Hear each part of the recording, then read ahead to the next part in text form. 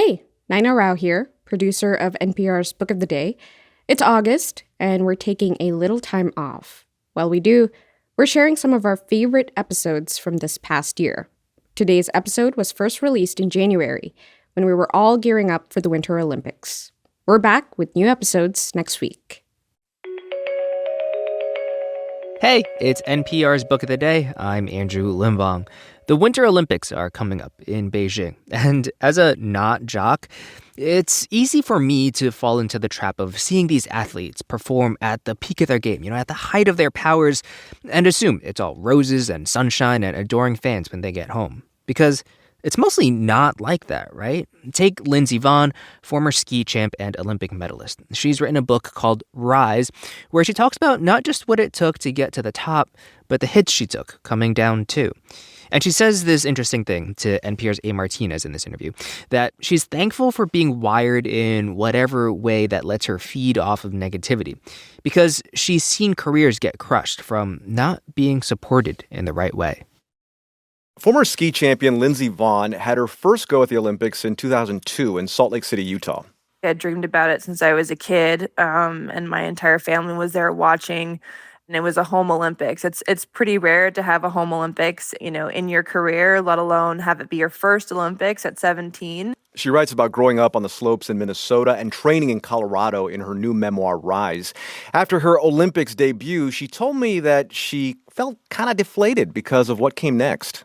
You dream of being an Olympian and you make it to your first Olympics and you think this is the greatest thing ever. And, it was very anticlimactic. I felt, like I still hadn't proven myself to the team. And, I was sent right back to lower level races as soon as the Olympics were over, which I was, very disappointed about. And I just didn't feel like I had the support within the team at that time. And that really drove me and motivated me to, to fight back and to kind of make my place and make my way on the team. So let me get this straight. So you're doing well in the Olympics, but then you get sent down to lower level races. Now, a coach, Lindsey, might say, well, she needed that. She needed that motivation. She needed that to be done to her to keep her hunger going. Well, I had the best women's result of the entire Olympics. So, to be demoted from that point was, it's kind of crazy. But, and I will say that a lot of other athletes have had similar experiences, but that type of demotion ended their careers. They never made it back. And whether that was because they, never had the success or they were mentally beaten down, I think that I've seen that happen many, many times. So I think I was lucky in the sense that, I'm one of those people that's very, very driven by people saying that I can't do something, but not everyone is wired that way. Well, that's the thing then. See, because I think a lot of people just see athletes as these machines that overcome all kinds of stresses and pressures and don't maybe think about all of the things that you have to deal with, like every other human being has to deal with, and maybe isn't on a ski slope winning an Olympic gold medal, right? You're a human being just like everybody else. Yeah, definitely. And I think, again, for me, I'm lucky that I'm wired that way in the sense that negativity, fuels me. But most people, it really has quite the opposite effect. And I know so many people that have so much talent, but, were never pushed in the right way or supported in the right way. And their careers crumbled and they never made the success that they could have achieved because they just weren't understood or weren't supported. And that leads into what probably for a lot of people, Lindsey, was the story of 2021 athletically, is how athletes put mental health at the forefront as opposed to just, blocking things out or deciding to just fight through things. Simone Biles was the biggest example. She was at the Olympics and pulled herself out because she got what she called a bout of the twisties, where she could not kind of figure out where she was in the air when she would land in her gymnastics routine. And obviously that's very dangerous. A gymnast should know where they're going to land if they want to make it out without breaking a leg or something worse. In skiing, Lindsey, is there anything similar to what Simone Biles went through when it comes to what she had to overcome? I think it's definitely different when you're inverted in the air. I think there's a different component of, spatial awareness that we don't necessarily deal with. I think there is an element of, in downhill, you have to be incredibly fearless. You're throwing yourself down a mountain at 85 miles an hour.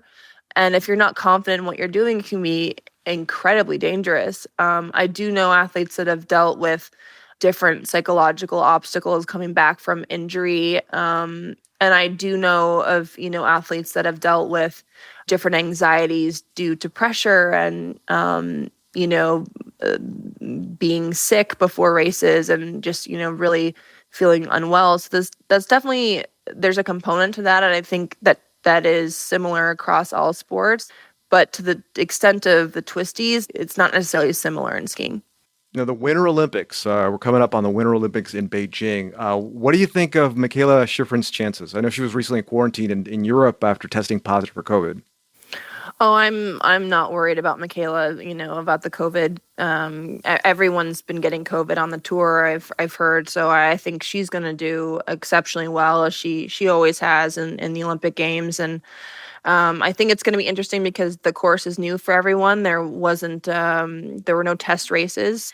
So I have no idea, who that suits, because some mountains obviously suit some skiers more than others. But Michaela's an exceptional skier, and she's, I have no doubt, going to come away with many medals. So in that situation, I mean, what do skiers do? You're almost going cold, literally, on this mountain, right? Yeah, I mean, it's difficult, but I think everyone's in the same boat. No one has skied the course. And the ski events are in a couple of cities northwest of Beijing that usually only get about 2 inches of snow a year. The rest of the snow is going to be created artificially. I hear you smiling. I mean, is this something professional skiers are used to, competing on artificial snow?